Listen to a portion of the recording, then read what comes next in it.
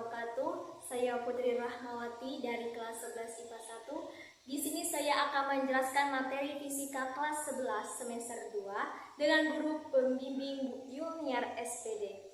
Baiklah, kita mulai materi tentang teori kineti gas. Baiklah, di sini saya akan menjelaskan teori kineti gas. Teori kineti gas ini merupakan dia menjelaskan bahwa suatu zat itu terdiri dari atom maupun molekul. Nah, dengan rumus PV sama dengan M kali T. Nah, P sama dengan tekanan, satuannya Newton per M. V sama dengan volume, satuannya meter kubik. M sama dengan banyak molekul. K sama dengan konstanta dengan nilai 1,38 kali 10 min 23 J per mol.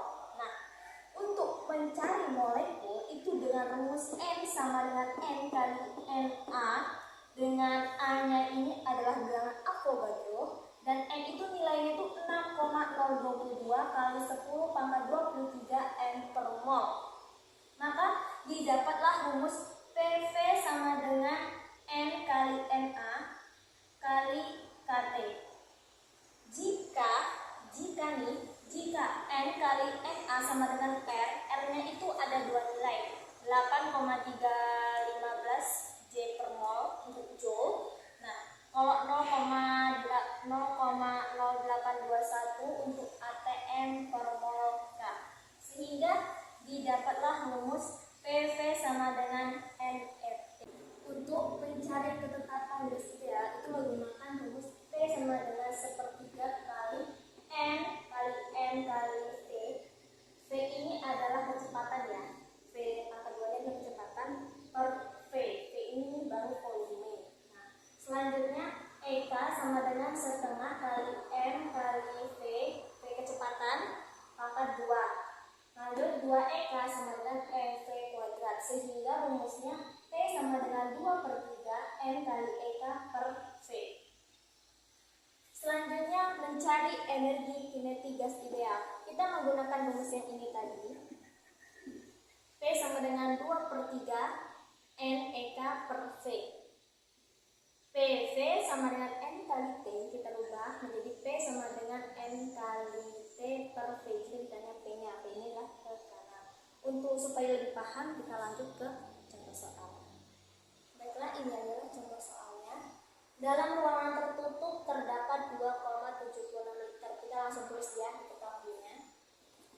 Diketahui. Itu berarti V 2,76 liter. Kita rubah ke meter kubik jadi 2,76 kali 10 min 3. Gas ideal yang bertekanan 2 atm berarti P 2 atm. Ingat, 1 atm itu sama dengan 10 pangkat 5 PA. Maka kita ubah dulu 2 kali 10 pangkat 5 PA. Jika partikel gas yang terdapat adalah 10 pangkat 23, berarti N-nya sama dengan 10 pangkat 23. Yang ditanya adalah maka suhu gas tersebut adalah, berarti T sama dengan, kita menggunakan rumus PV sama dengan NKT. Kenapa saya memilih rumus PV NKT? Karena ini sudah ada, P-nya ada nilainya, P-nya ada, N-nya ada, K-nya ada, yang tanya adalah T. P-nya itu kita substitusikan 2 kali 10 pangkat 5 kali P-nya 2,76 kali 10 min 3 sama dengan N-nya itu 10 pangkat 23 kali K-nya itu ingat, K itu nilai 1,38 kali 10 pangkat min 23. 1,38 kali 10 pangkat min 23.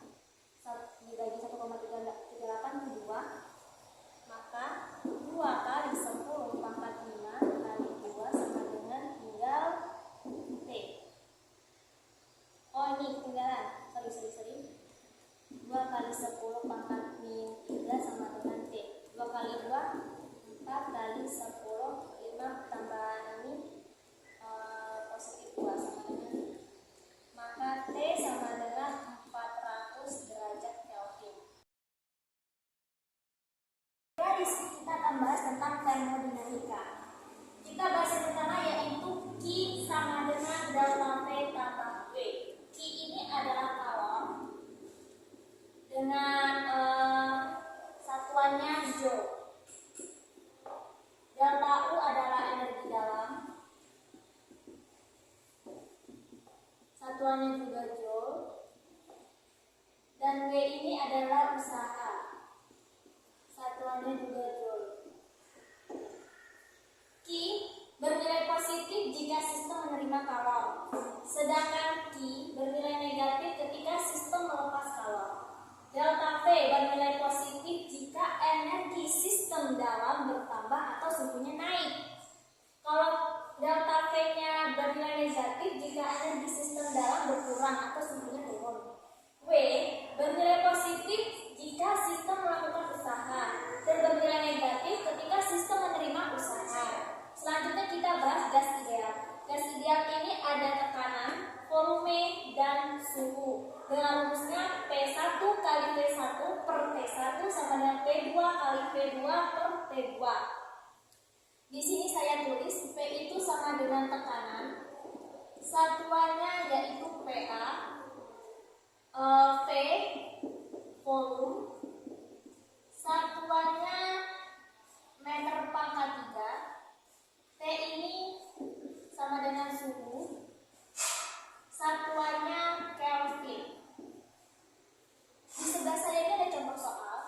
Suatu sistem melepas kalor 500 Joule ke lingkungan dan pada saat yang sama menerima usaha 200 Joule. Tentukan perubahan energi dalam. Kita tulis diketahui. Di sini diketahui melepas kalor. Kalau melepas kalor itu bernilai negatif, maka Q-nya sama dengan min 500 Joule. Dan pada saat yang sama menerima usaha itu W. Menerima di sini adalah negatif, berarti min 200 Joule. Yang ditanyakan adalah perubahan energi dalam, berarti delta V sama dengan titik-titik. Kita menggunakan rumus Q sama dengan delta V plus V.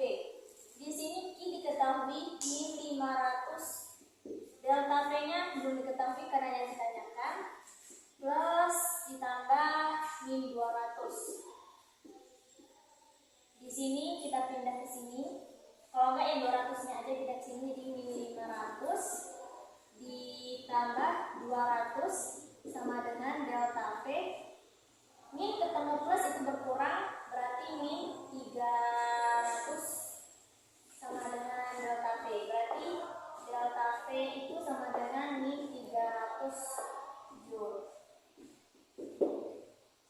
Nah, selanjutnya ada proses termodinamika. Proses termodinamika itu ada isobar, isotonik, isotermik, dan adiabatik. Isobar itu tekanannya tetap. Dalam grafik dia lurus. Nah, rumusnya V1 per T1 sama dengan V2 per T2. Rumus awalnya itu adalah P1 kali V1 per T1 sama dengan P2 kali V2 per T2. Karena tekanannya tetap, maka ini tinggal dicoret. Tinggal V1 per T1 sama dengan P2 per T2.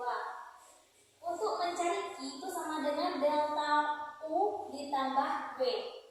Mencari W sama dengan P kali delta V. Delta V ini P kali V2 dikurang V1. Untuk mencari delta U itu sama dengan N kali CV kali delta T. CV-nya ini tergantung monoatomik atau diatomik. Kalau monoatomik CV yang kalor jenis P tetap itu menggunakan 3/2 kali R. R-nya itu adalah tetapan gas umum. Nah, N-nya ini tergantung soalnya mol atau kilomol yang diketahui. Kalau dalam mol itu menggunakan 8,314. Kalau kilomol itu 8.314. Selanjutnya isokorik. Isokorik di sini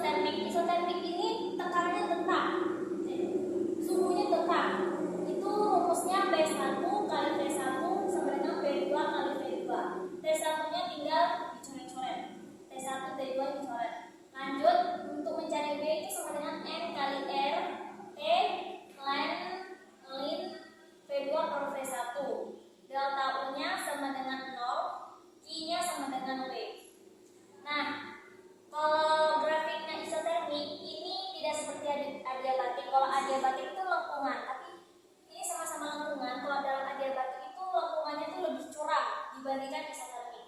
Nah, selanjutnya adiabatik itu seperti yang saya katakan tadi, dalam grafiknya itu tuh lengkungan itu curang. Rumusnya P1 kali P1 per T1 sama dengan P2 kali P2 per T2, atau kita menggunakan rumus P1 kali P1 lambda sama dengan P2 kali P2 lambda. Lambda itu adalah ketapang Laplace. Nah, untuk mencari ketapang Laplace jika tidak diketahui Laplace-nya, lambdanya itu menggunakan rumus CP per CP. Jika diketahui CP per CP, biasanya dalam soal itu diketahui lambdanya. Nah, untuk mencari delta U itu sama dengan 3/2 kali N kali R kali delta T. I-nya itu sama dengan 0, W-nya itu, untuk mencari W itu sama dengan 3/2 kali N R delta T. Baiklah, di sini contoh soal. Gas bervolume 20 liter dipanaskan pada tekanan tetap sebesar 3 atm bersuhu 320 derajat Kelvin menjadi 120 derajat 127 derajat Celcius. Tentukan usaha yang terjadi pada gas tersebut. Kita tulis diketahui. Diketahuinya bergas bervolume 20 liter, berarti itu V1 sama dengan 20 liter. Kita jadikan ke meter kubik, menjadi 2 kali 10 min 2 meter kubik. Selanjutnya dipanaskan pada tekanan tetap. Tekanan tetap berarti isobarik sebesar 3 atm, berarti P-nya sama dengan 3 atm. 1 atm adalah 10 pangkat 5 Pascal, berarti 3 kali 10 pangkat 5 Pascal bersuhu 320 derajat Kelvin. Ini tidak perlu dirubah karena dalam suhu termodinamika itu derajat Kelvin, maka itu T1 sama dengan 320 derajat Kelvin menjadi 127 derajat Celcius. Karena di sini masih dalam derajat Celcius, kita rubah ke Kelvin. Itu T2 sama dengan 127 derajat Celcius dijadikan ke Kelvin sama dengan 400 derajat Kelvin. Tentukan usaha yang terjadi pada gas tersebut, berarti yang ditanya adalah W. Kita jawab. Kita menggunakan rumus W sama dengan P kali delta V atau P sama dengan V2 dikurang V1. Di sini diketahui nggak V2-nya? Tidak ada. Tapi diketahui V1-nya, maka kita harus mencari dulu V2-nya. Dengan rumus V1 per T1 sama dengan V2 per T2. V1 di sini 2 kali 10 min 2 per T1-nya 320 sama dengan V2-nya yang ditanyakan. Kita tulis V2. T2-nya sama dengan 400. Ini coret-coret. 40 bagi 8 5, 32 bagi 8 4. 4 V2 10 kali 10 pangkat min 2. V2 sama dengan 10 kali 10 min 2 bagi 4 sama dengan 2,5 kali 10 min 2. Baru kita masukkan rumus B sama dengan P kali V2 dikurang V1.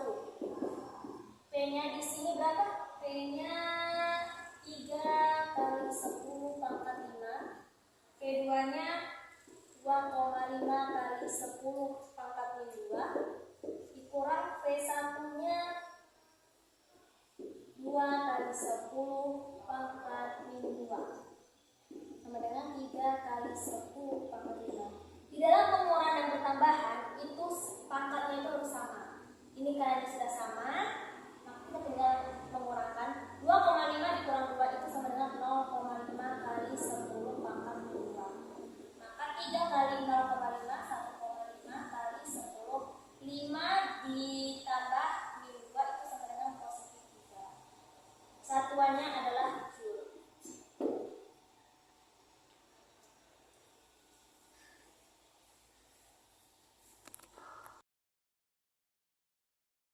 Baiklah, selanjutnya termodinamika hukum 2. Hukum 2 termodinamika. Kalau yang tadi adalah hukum 1 termodinamika. Nah, hukum dua termodinamika itu ada mesin Carnot dan mesin pendingin. Mesin Carnot W sama dengan Q1 dikurangi Q2. W di sini adalah usaha yang dilakukan mesin Carnot. Q2 di sini yang diterima dalam satuannya joule. Q2 di sini yang dilepas satuannya juga joule. Ini namanya efisiensi sama dengan W per Q1 kali 100%. Q1 per Q2 sama dengan T1 per T2. Ini kalau misalnya tidak ketemu nilai Q1-nya. Selanjutnya efisiensi sama dengan dalam kurung 1 dikurang Q2 per Q1 kali 100%. Nah, ini namanya efisiensi aksen sama dengan dalam kurung 1 dikurang T2 sama T2 per T1 kali 100%. Selanjutnya mesin pendingin. Mesin pendingin itu rumusnya Kp. Kp ini adalah koefisien performansi sama dengan Q2. Q2 di sini adalah yang diserap per W. Kp sama dengan Q2 per Q1 dikurang Q2. Kp sama dengan T2 per T1 dikurang T2. T1 di sini suhu reservoir tinggi, sedangkan T2 di sini suhu reservoir rendah. Nah, kalau W ini usaha yang dilakukan oleh mesin pendingin. Gelombang ini ada dua jenis. Ada dua jenis gelombang. Yang pertama gelombang longitudinal. Gelombang longitudinal adalah gelombang yang arah rambatnya sejajar dengan arah tekannya. Contohnya seperti per. Ini. Yang kedua gelombang transversal, yaitu gelombang yang arah rambatnya tegak lurus dengan arah tekannya. Seperti ini.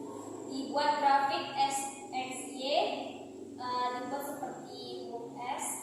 Di sini satu bukit satu lembah, satu bukit satu lembah. Seperti itulah gelombang transversal. Terus ada besaran-besaran gelombang. Yang pertama F. F ini adalah frekuensi. Frekuensinya itu dengan lambang Z sama dengan 1 per T. F sama dengan M per T. T ini adalah periode. Kalau M ini adalah jumlah gelombang.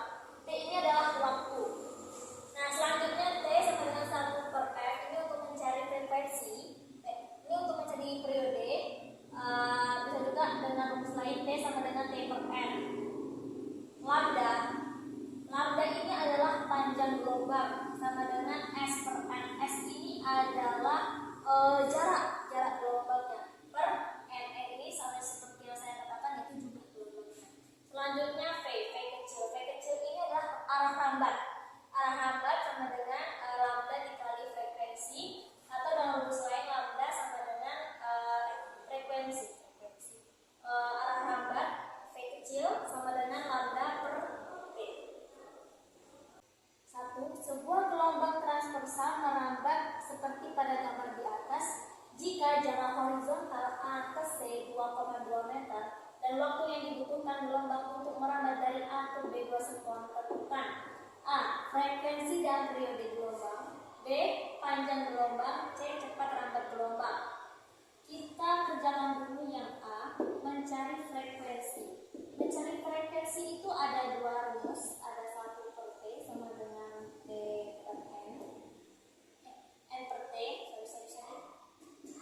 N per T, maka kita lebih baik menggunakan N per T. Berarti F N per T. N-nya di sini adalah T waktunya itu ya. Ini 5 per 4, T-nya 2, maka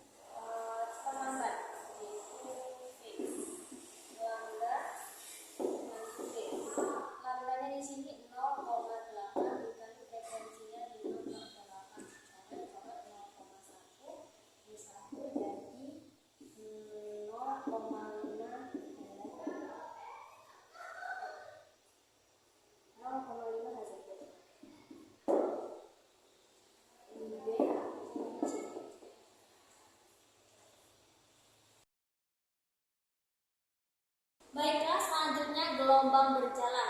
Gelombang berjalan merupakan gelombang yang memiliki amplitudo dan fase sama di setiap titik. Rumus gelombang berjalan itu W sama dengan 2pi kali frekuensi dilambangkan F sama dengan 2pi per T, yaitu adalah periode. Selanjutnya untuk mencari K, K ini adalah konstanta sama dengan 2pi per lambda. Untuk mencari simpangan itu menggunakan rumus Y sama dengan A sin omega T kurang lebih plus kurang KF sudut fase. Untuk mencari sudut fase itu theta R sama dengan omega T dikurang KF.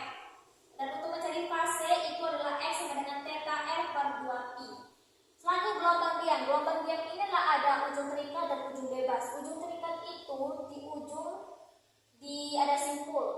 Simpul perut di perut sini, di sini juga. Rumusnya Y sama dengan 2A sin KF cos dan kurung omega T dikurang KL. Ujung bebas. Ujung bebas, sedangkan ujung bebas adalah dia tidak terikat. Di ujungnya dia terbuka. Rumusnya Y sama dengan 2A cos KX sin omega T kurang KL. KL. L ini adalah panjang keseluruhan. Nah, untuk mencari beda fase itu P dikurang F. Delta X sama dengan delta X kali PI per lambda.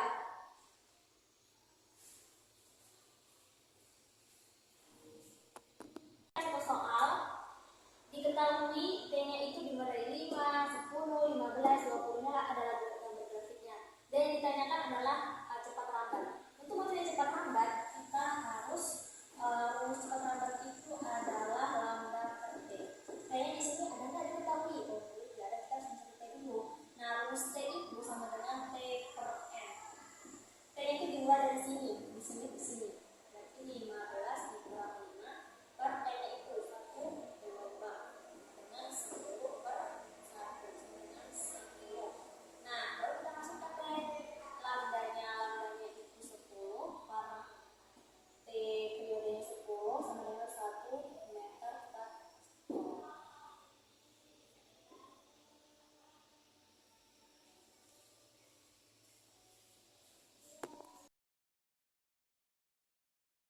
Baiklah, selanjutnya yaitu gelombang bunyi.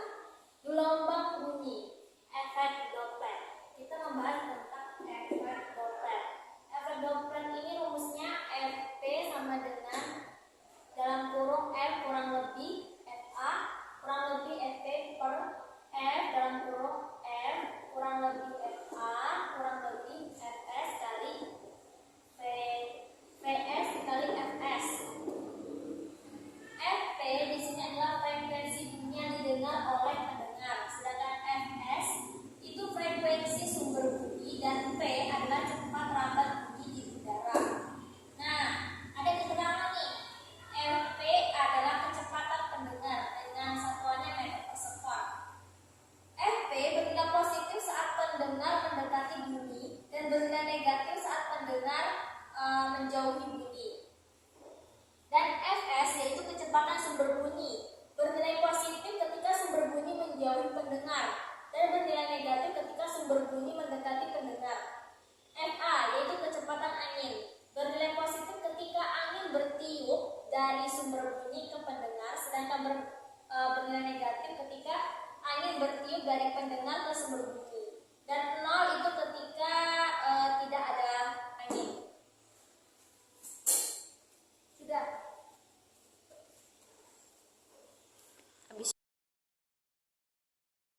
Baiklah, selanjutnya yaitu gelombang cahaya. Gelombang cahaya ini ada 3, yaitu interferensi, difraksi, dan polarisasi.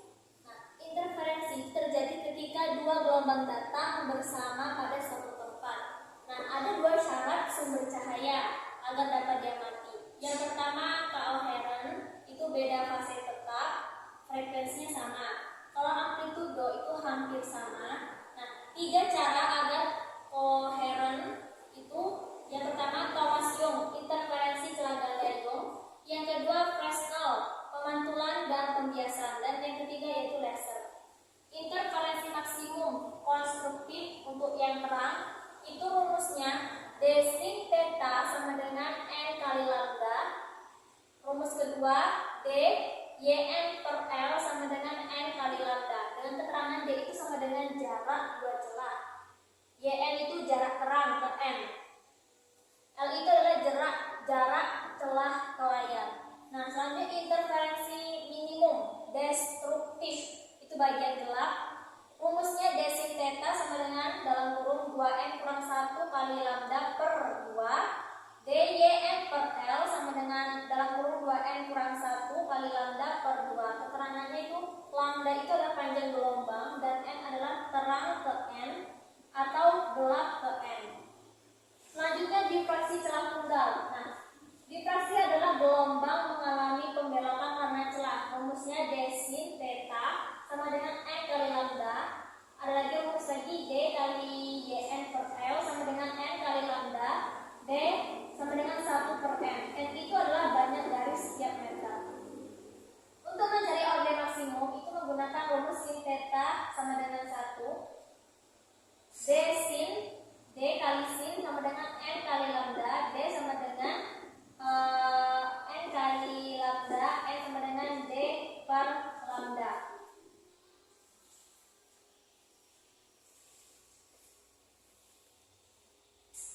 Baiklah, selanjutnya 3, polarisasi. Polarisasi adalah terseratnya arah getar cahaya.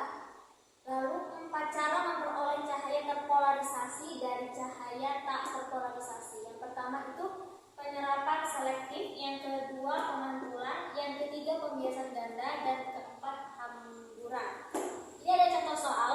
Seberkas cahaya monokromatik dengan panjangnya gelombang 100 Nm tegak lurus pada kisi difraksi. Jika kisi memiliki 50 garis setiap cm dengan sudut deviasi 30 derajat, berapakah garis terang pada layar?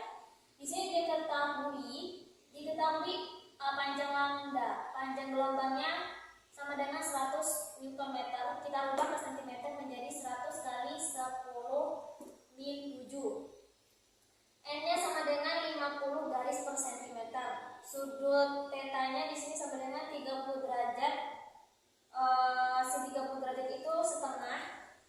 Yang ditanya adalah garis terang, yaitu M sama dengan titik. Kita menggunakan rumus M sama dengan D sin theta per lambda. Kita ubah, karena di sini tidak diketahui D-nya berapa, kita ubah menjadi 1 per N. 1 per N kali sin theta per lambda. 1 per N-nya, N-nya di situ ada 50. 1 per 50 dikali sin theta-nya di sini tadi sin 30 derajat, jadi setengah per lambda isi 100 kali 10 min 7. 1 per 10 kali 1 per 50 kali setengah itu sama dengan 1 kali 10 pangkat min 2 per 1 kali 10 min 5. M-nya sama dengan 1 kali 10 pangkat 3. Lalu sudah ketemu M-nya itu 1000 kali 2 sama dengan 2000 tambah 1 sama dengan 2000. Maaf, entah berapa hasilnya. Baiklah, selanjutnya alat optik. Yang pertama perbesaran bayangan M. 1. Mata tak berakomodasi, itu rumusnya M sama dengan Sn per F. Sn itu adalah titik dekat pengamat. B. Mata berakomodasi maksimum, M sama dengan Sn per F tambah 1. C. Mata berakomodasi pada jarak X, M sama dengan Sn per F tambah Sn per X. Selanjutnya perbesaran lensa objektif, itu rumusnya MOB sama dengan dalam kurung min SOB aksen per SOB.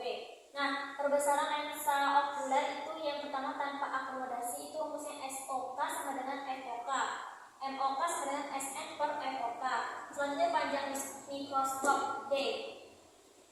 D itu rumusnya SOB aksen ditambah FOK.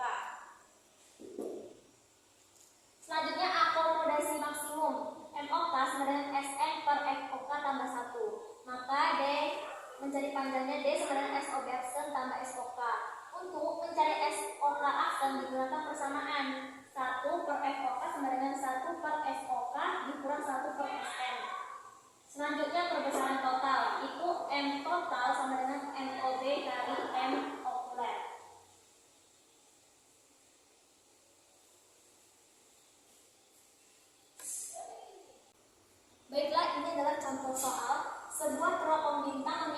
panjang fokus objektif 10 cm. Jika perbesaran sudutnya 5 kali dan nota tak berakomodasi, maka panjang teropong bintang itu adalah, diketahui di sini panjang fokus objektifnya 10 cm, berarti FOB sama dengan 10 cm. Terus perbesaran sudutnya 5 kali, berarti itu M sama dengan 5 kali. Yang ditanya adalah panjang teropong bintang, yaitu D sama dengan 3 titik. Rumusnya D sama dengan FOB tambah FOK. Karena dia tidak berakomodasi, berarti menggunakan rumus M sama dengan FOB per FOK. Kita cari dulu M-nya ya. Nah, kita cari dulu FOK-nya. M sama dengan 10 per FOK. M-nya tadi sudah diketahui, M-nya 5 sama dengan FOB-nya 10. FOK yang ditanya dikali silang, berarti 5 FOK sama dengan 10. FOK sama dengan 10 bagi 5 sama dengan 2. Maka masukkan rumusnya tadi, D sama dengan FOB tambah FOK sama dengan 10 tambah 2 sama dengan 12 cm.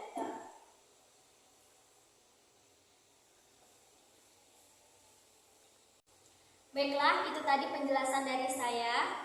Jika ada salah kata atau kurangnya materi, saya mohon maaf. Saya akhiri. Wassalamualaikum warahmatullahi wabarakatuh.